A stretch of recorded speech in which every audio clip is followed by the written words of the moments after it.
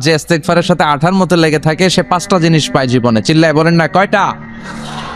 1 number, জাআলাল্লাহু লাহু মিন কুল্লি দিকিন মাখরাজা। সব বিপদ থেকে তার উদ্ধার করে কে? আমাদের জীবনে বিপদ আপদ আছে না নাই?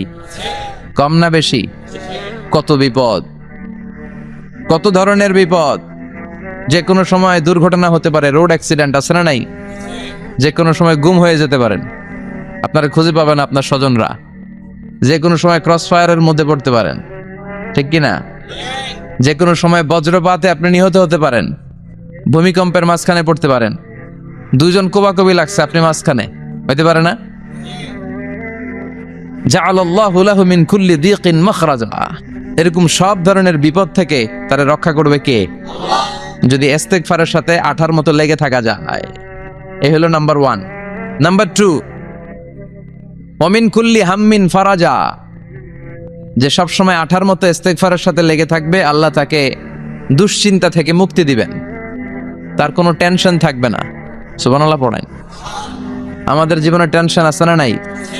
জীবন নিয়ে টেনশন, মরণ নিয়ে টেনশন, ক্যারিয়ার নিয়ে টেনশন, বাড়ি ভাড়ার টেনশন, বিদ্যুৎ বিলের দাম বেড়ে যাচ্ছে টেনশন, ঘরের মধ্যে শান্তি নাই টেনশন, দ্রব্যের দাম বাড়তেছে, বেতন কমতেছে টেনশন, ঠিক কি না? এই টেনশন থেকে আপনাকে মুক্ত রাখবে কে? নাম্বার 3, ওয়ায়ারযুকহু মিন হাইসু লা ইয়াহতাসিব। এমন জায়গা থেকে আল্লাহ আপনাকে রিজিকের ব্যবস্থা করবে আপনি কল্পনাই করতে পারবেন না। রিজিক দেওয়ার মালিক কে? কেউ যেটা পারে না, পারে কে?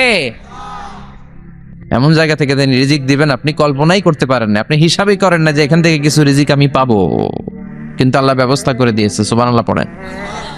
4 নাম্বার, যতক্ষণ ইস্তেগফারের সাথে আঠার মতো লেগে থাকবেন, আল্লাহর কোনো শাস্তি আপনার উপর আসবে না। ওমা কানাল্লাহু মুআযযিবাহুম ওয়া হুম ইস্তাগফিরুন। যতক্ষণ আপনি ইস্তেগফার পড়বেন, আল্লাহর আযাব আপনারে পাকড়াও করবে না। 5 নাম্বার হচ্ছে আল্লাহ আপনাকে মুস্তাজাবুদ দাওয়া বানিয়ে দিবে।